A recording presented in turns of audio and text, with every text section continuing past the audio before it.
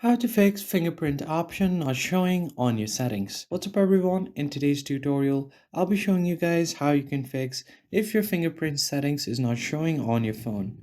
It might be because you have dropped your phone or your hardware might have been damaged.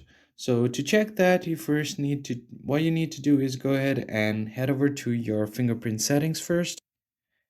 Here, as you can see, I am able to see my fingerprints, but if you're not able to do that, you first need to head over to About Phone. Now from here, you just head over to your software information right here. And now you are just gonna tap on kernel version. In some phones, it will work and it will bring out a test center like this. But if it does not work like this, what you need to do is open up your phone dialer box, type in asterisk hash 0 asterisk hash again, and it will open up this setting right here.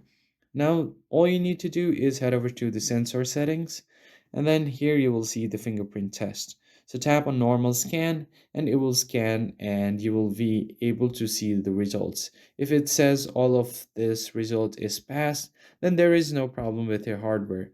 But if there is any problem, you will see something failed right here. Now, in that case, you cannot do anything. You'll have to go to a repair shop to get your hardware replaced. So that is the only option as of now.